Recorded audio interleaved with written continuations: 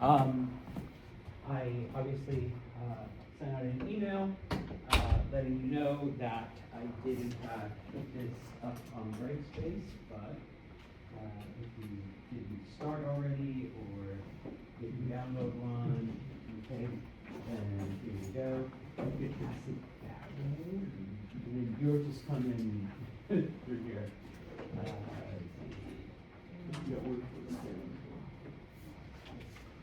Okay.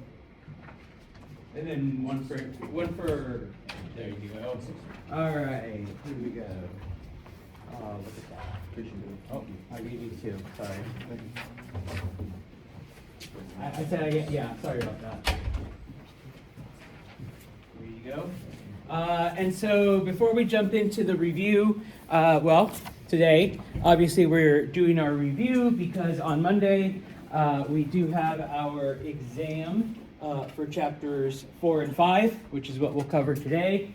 And then, of course, if you feel like you need it, or even if you just want to be entertained, Tuesday afternoon, 2:30 p.m. in ACC, there will be a musical performance, some Arabic drumming.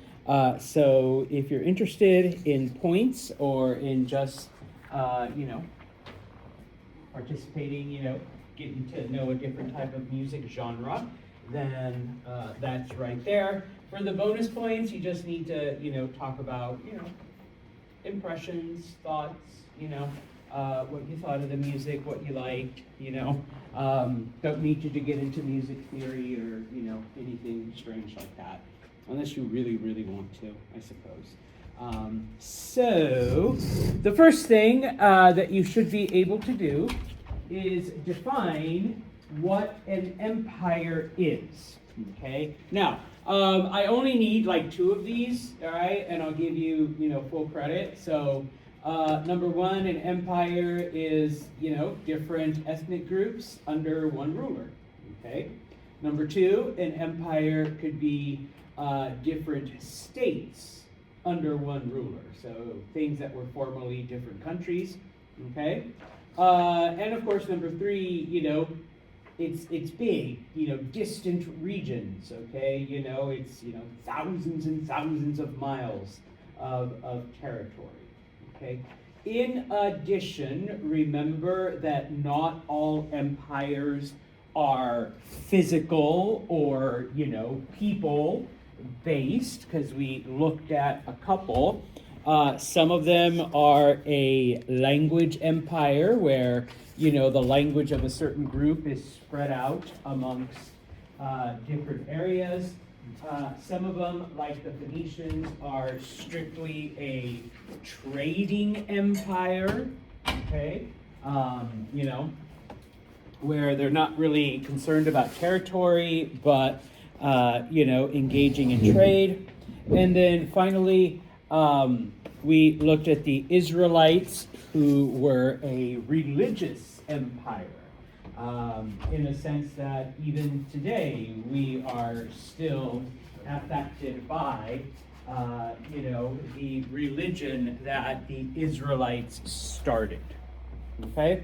So, 2 of those will get you full credit. You don't need to put all 5, 6 of them, okay? But you need to be able to tell me what is an empire, okay? Now, some of these other ones, I wrote it in for you just because, save time today, okay? So you should know the effects of drought and climate change during this time. So I put it down for you that basically we see migrations, especially Central Asian tribes. We see various kingdoms, collapse, they weaken, okay? Now, if you want to write, specifically, you don't have to, but that, Egypt weakened and the Hittites disappeared, like I said, that's not necessary, but you want to put that in your answer, that's fine, okay?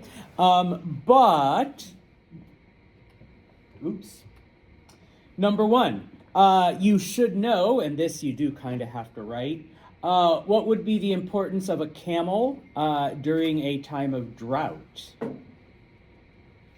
Okay, so remember that camels can go a long distance without water, camels can travel through harsh climates, camels can go through a desert, all right, anything along those lines, okay? And, okay, in this case, I put there iron. You should know that iron, okay, became the new metal after thousands of years of bronze, okay?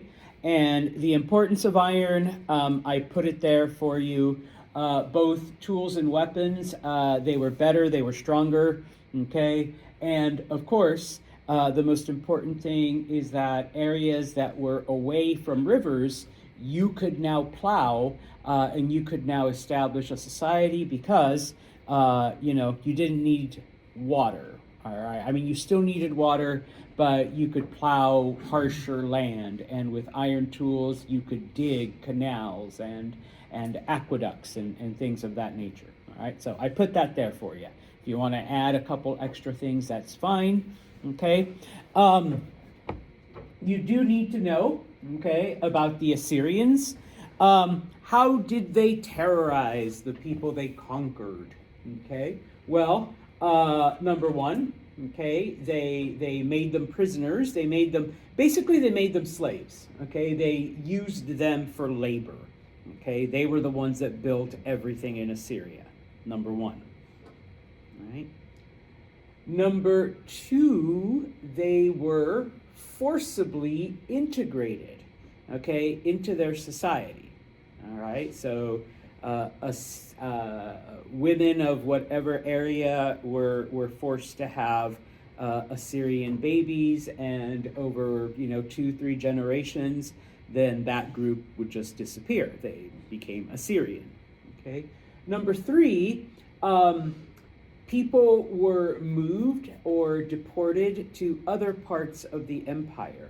Okay. So not only have you been conquered, not only are you a slave, not only are your women forced to have Assyrian children, but now you are sent to a part of the world that you don't know, you are not familiar with. Okay? And finally, what else did the Assyrians do? Shane? You chop off the thumbs and toes? Yeah, they cut off your thumbs and toes to keep you from holding a sword or keep you from running away. Okay, type of thing. All right, so if you want to just write physically maimed, I suppose you can. If you want to be cool and graphic, all right, toes and thumbs came off. Once again, give me about 2 of those. All right, you don't need to list everything, but if you're able to give me 2, then we're good to go. Okay? You do need to know where Persia is, especially today, because we're kind of involved there again. Where is Persia? Iran, yes. Okay, where are you, Persia? There you go. Modern day Iran. Okay. Why was Cyrus called the Great? What did he do? Conquer a bunch of shit. Huh? Conquer a bunch of shit. Yes, all right. Maybe not with those words. You can, Shane. But conquered a bunch of shit, all right? Conquered a lot of land, like seriously, like the most that had been conquered up until that time, okay? Everything all the way from Anatolia to like the far, to the edges of India, basically, okay? He conquered a lot of land, okay? In addition, okay, I suppose you can talk about how he united the Persians, okay? How in those conquered areas he released, the people that had been taken slave by the Assyrians and later the new Babylonians, okay? So yeah, okay? But most importantly, biggest thing, he conquered a lot of land, all right?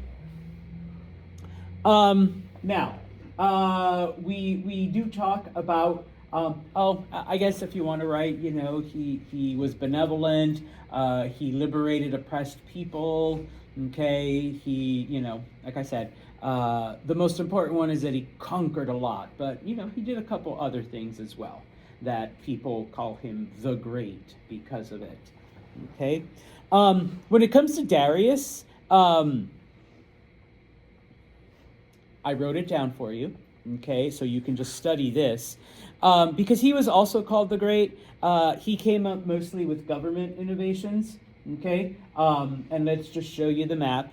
All right, everything that everything that Cyrus conquered is the darker brown.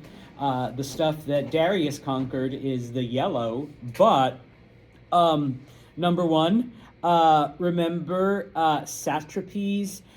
He divided the empire into 20 provinces, all right, which is, he called them satrapies, all right, which hadn't been done before, okay, better government system, okay. Number two, he allows people to keep their customs and their language. Basically, what's the only thing they had to do, really?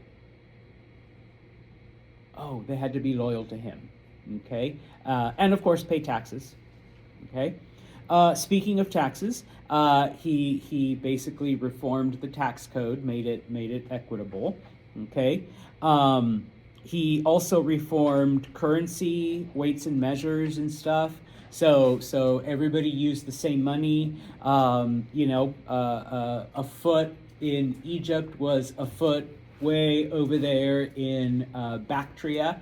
Okay, because different places use different forms of measurement. So he unified it. He was one of the first to do that. Okay, so I wrote all of that for you. In addition, okay, you can also talk about his building projects. All right, he basically uses tax money to do public works, which is completely different from what most people did during that time. Specifically, you should mention, number one, the Royal Road, okay, which connected from the capital all the way to, if you want to say Greece, that's fine, okay. Number two, aqueducts, because Persia built cities away from rivers, okay, so how do you get water from the mountains down into the cities? Aqueducts. And then, of course, the canal, the biggest one, was Darius's canal, which went from the Red Sea to the Nile River, and then from there, boats were able to sail. Okay, and so I wrote those down for you as well. Okay, so you should be able to give me, okay, and then of course it's all right here on the slide too. You should be able to give me some of the basics of Zoroastrianism. Okay. Number one, what type of religion was it? Monotheism. Yes, thank you. The M word. It was monotheism. It was monotheistic. It wasn't the first, but it was definitely one of the early ones, which is completely different from every other religion of the time, with the exception of the Israelites. Okay. Who was the god then? Ahura Mazda. Okay, so Ahura Mazda was the god. That's it. Okay. The world, the universe, humanity, whatever, was created by Ahura Mazda. Okay, and then of course Ahura's opposite, the evil one, was Ahriman. Okay, and that basically humans are here to choose between good and evil. Light and truth versus lies and darkness, whatever, okay? And yeah, you're free to choose, okay? But what happens if you choose correctly? What happens if you choose incorrectly, okay? Well, in the afterlife, you are either rewarded or punished for your choices, okay? If it sounds familiar, well, most monotheistic religions tend to follow that pattern, okay? In addition, what else did Zoroastrianism include? Fire, okay? Got to keep the crowds entertained, okay? So it involved fire worship, and so because of this, Zoroastrian priests were known as magi. Okay? Now, once again, I don't expect you to become experts in Zoroastrianism, but if you can just tell me that it was a monotheistic religion, which was different from the time. Basically, humans were created by the god Ahura Mazda, and they were given choices, good, bad, light, dark, evil, whatever. And depending on those choices, you were either rewarded or punished in the afterlife. Okay? And boom, there you go. All right, you understand the basics of Zoroastrianism. Okay? How did the Persians dispose of the dead, despite the fact that they did believe in an afterlife? Here we go. Okay? Your bodies were left out to be eaten by animals. Okay? The purpose, of course, is that this way you become part of the earth again. You're helping the earth regenerate itself. Because it was your spirit that was judged in the afterlife. Your body was just an empty shell. Okay? So, questions on that? All right, the Greeks, okay? Despite the fact, and you have to remember, all of the Greek city-states were different. Bless you, bless you. There were over 150 of them, and they all had different culture, different leaders, different government, different whatever, okay? Number one, you should know the two most important city-states. Who were they? Sparta and Athens, okay? Those are the ones that we study. Those are the ones that we look at. Those were the two important ones, number one. Number two, and this includes Athens and Sparta and the other, bless you, 148 plus city-states. What are the two things that they shared in common? Yes? No? Religion, number one. They all believed in the same gods of Olympus. They all worshiped the same gods. They all practiced the same religion. And sorry, didn't mean to cut you off. What's the other thing? Language. They all spoke Greek. Okay? So even though they were different, even though, military versus classical, monarchy versus oligarchy, whatever, okay? All of the things that they had different, they all shared the language and they all shared the same religion. Okay? Now, remember I told you I don't ask you to remember a lot of wars and battles and stuff like that. Okay? Number one, you should know, okay, that the Battle of Marathon, where are you, Marathon? There it is, was won by the Greeks. If you want to be specific, I suppose you can say Athens. But who wins the Battle of Marathon? The Greeks, okay? What is the result? The Persians leave for the next 10 years. Okay? So, I will ask you who won the Battle of Marathon. I will ask you what effect that had. Persians leave after 10 years? For 10 years. Or for 10 years. Yes, the Persians leave for 10 years. Got it. Thank you. Yep. Okay. The Battle of Salamis. Okay. Who wins? Once again, if you want to say the Greeks, you can just say the Greeks. Specifically, though, it was Athens again. It was the Navy. So the Athenian Navy wins. And the significance, well, that basically ends the war. Okay, the Persians give up, they sign a treaty, and they leave for forever. Well, not forever, ever, but close enough. Okay? So Greeks win, the Persians sign a treaty, and it ends the war. Okay? And then, of course, sorry, and I was brain fart here. I put them in reverse order. You should know what happened at the Battle of Thermopylae. 360 Spartans hold off the Persian army so that the rest of the Greeks could escape. All right. What happened to those Spartans? They all died. Yeah, they all died. They were massacred, basically. okay? But the Greek army got away, okay? They held off the Persians long enough so that the Greek army could escape.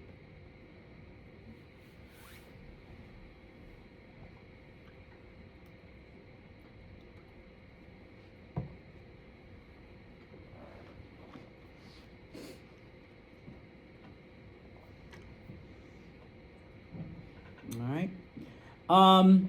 You should know the two contributions of the Phoenicians, and no, it is not purple dye, okay, or at least the most important to history. Number one, we'll start with the lesser, the city of Carthage, okay? It was one of their colonies. And long after the Phoenician society collapsed, it became Rome's greatest rival. Okay? Number one.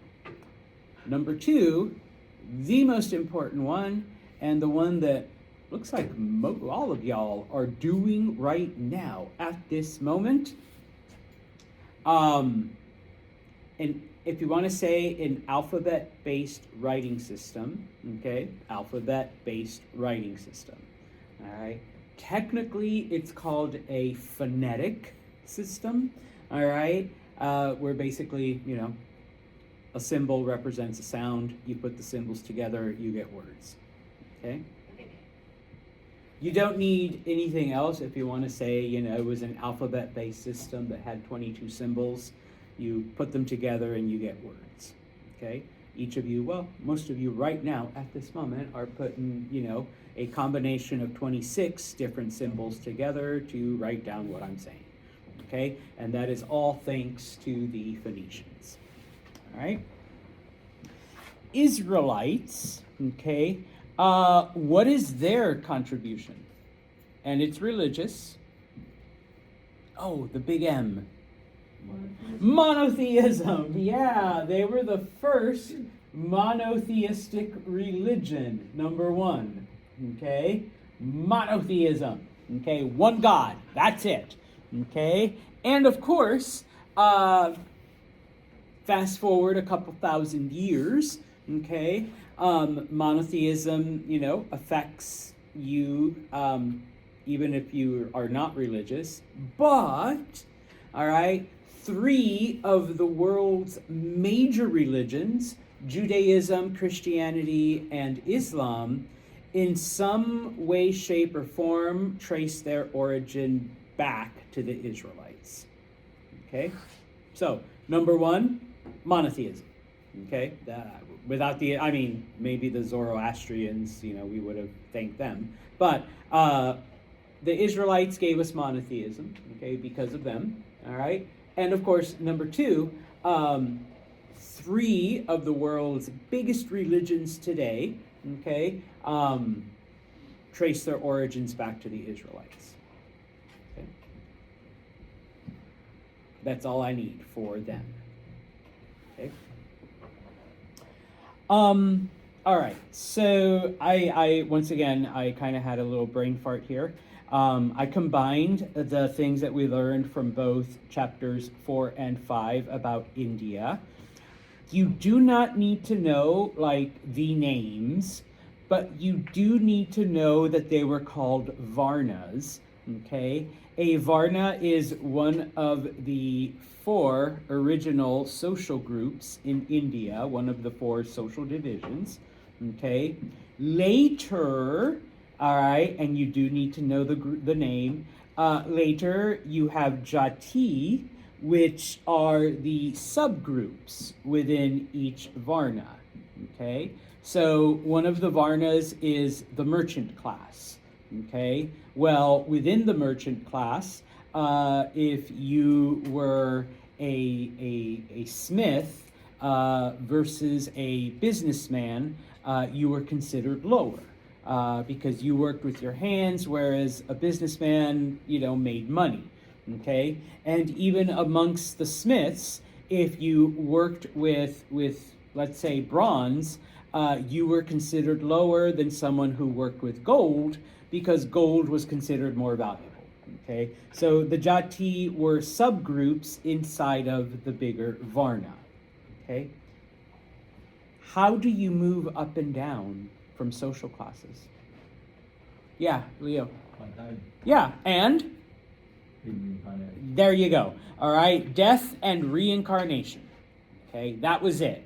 All right, you couldn't find a cute girl from the warrior class and, marry and then hope to level up. No. Okay, you had to die and reincarnate. Okay?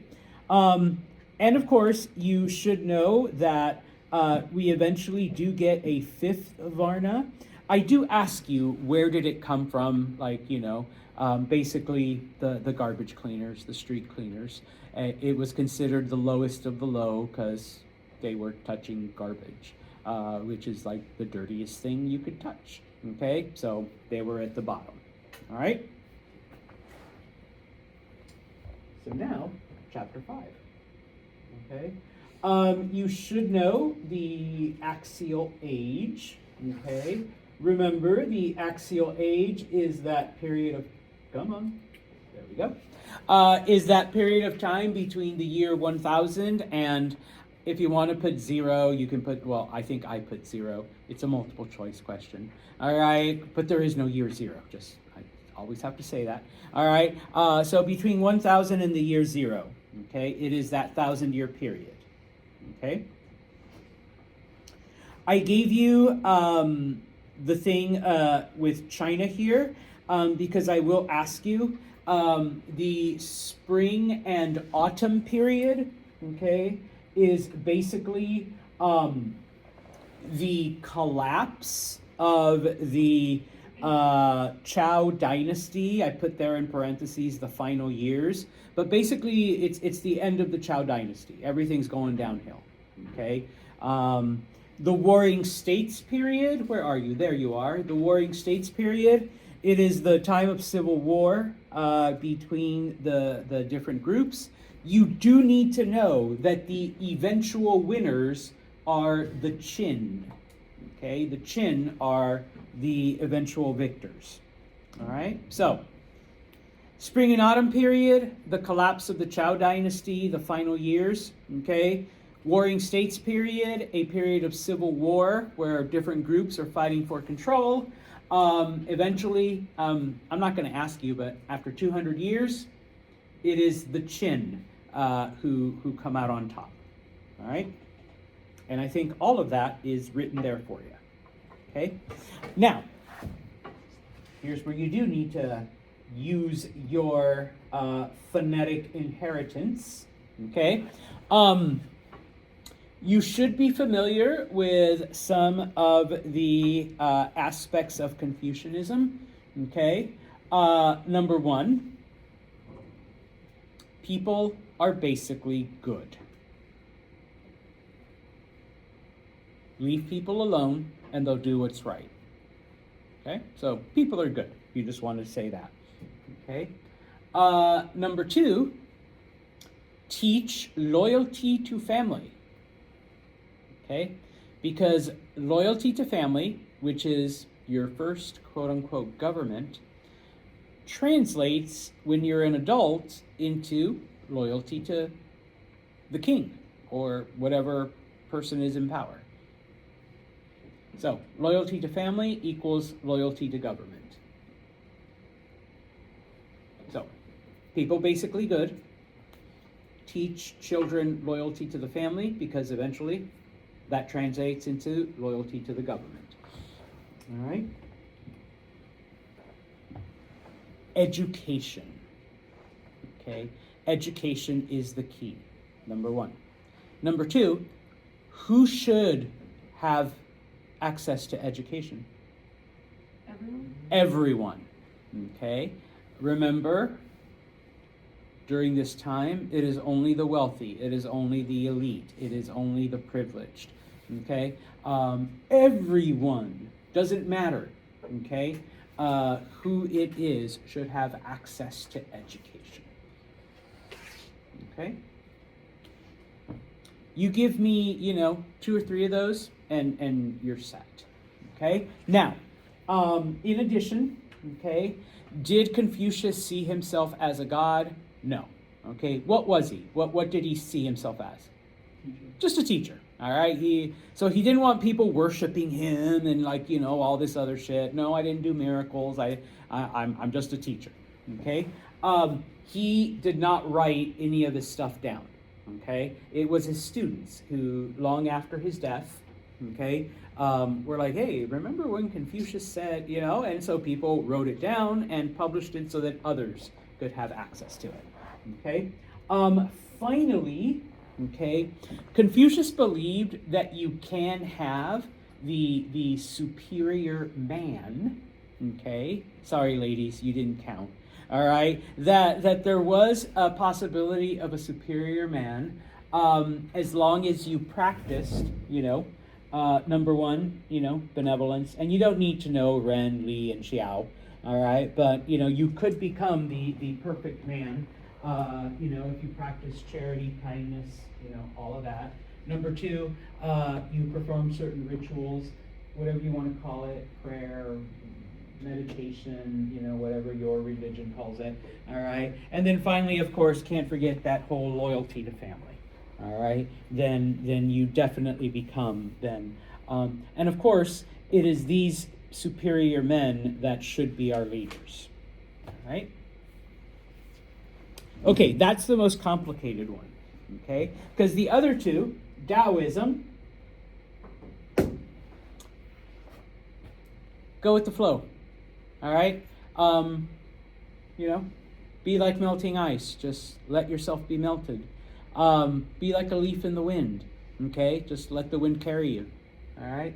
Remember, or follow the natural order of things, okay? Because basically it's just the universe trying to correct itself. Who the heck are you to question the universe or to try to influence the universe? You just got to go with it and adapt. All right? I've had some people just draw that. Okay? Well, no, I mean, it's like that encapsulates Taoism. Okay?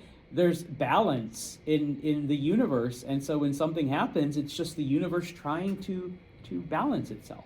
All right? Was that at the time called yin and yang? Okay. Yeah. Cold, hot, light, dark,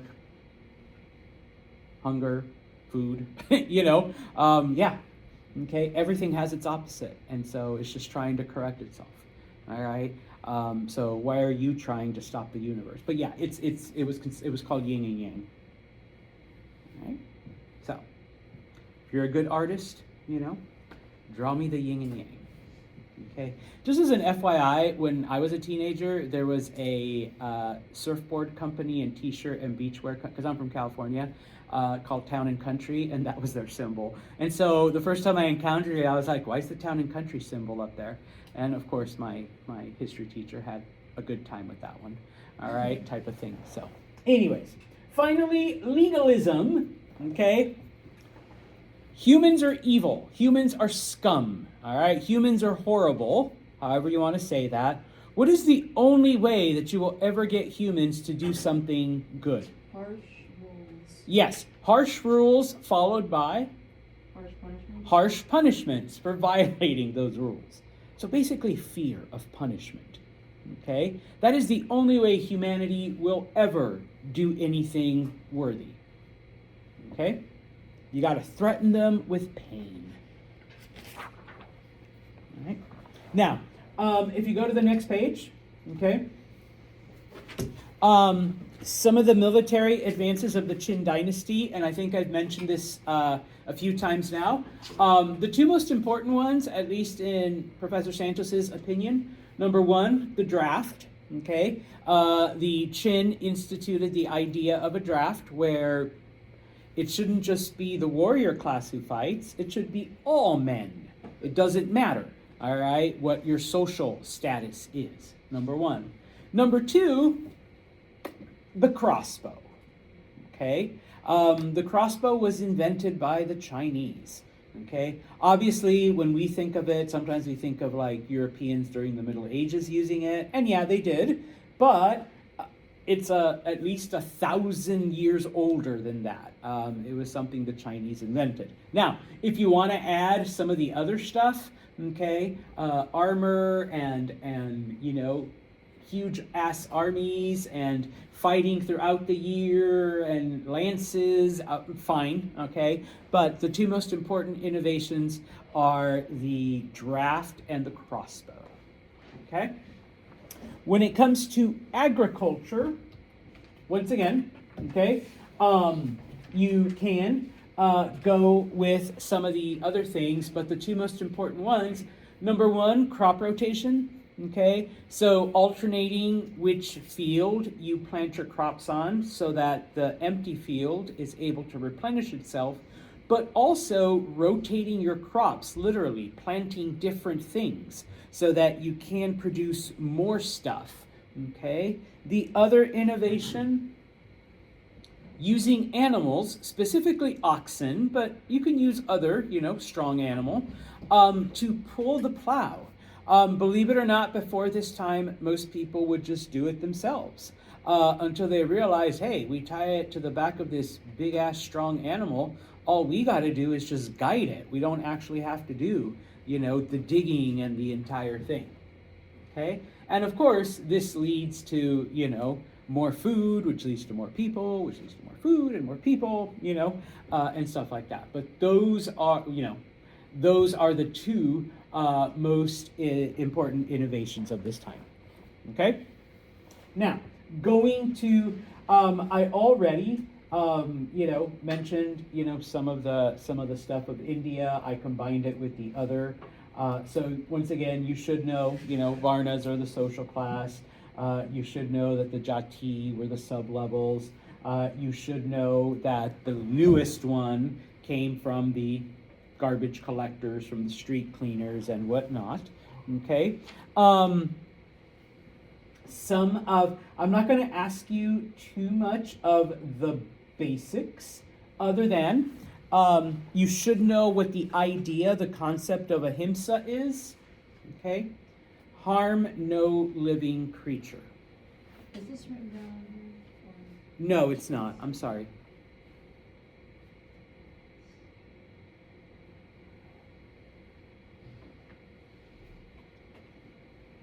So, ahimsa, harm no living creature. All right? Number 2. This is not actually, I think it might be in your reading. I know I did not put it on a slide. Does anyone know what the Buddha means? Or remember? Enlightened one? Yes, enlightened one. The enlightened one.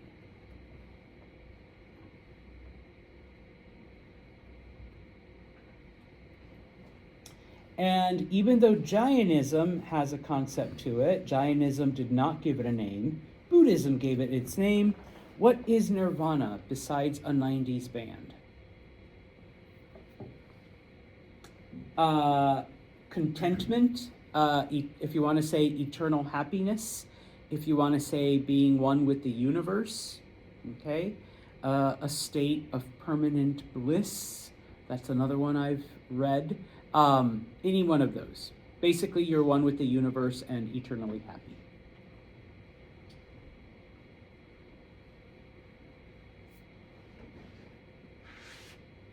You're like, what is nirvana? Okay? Besides the band. Okay? You should know the definition of polis. What is a polis? Greek city. Yes, a Greek city is called a polis.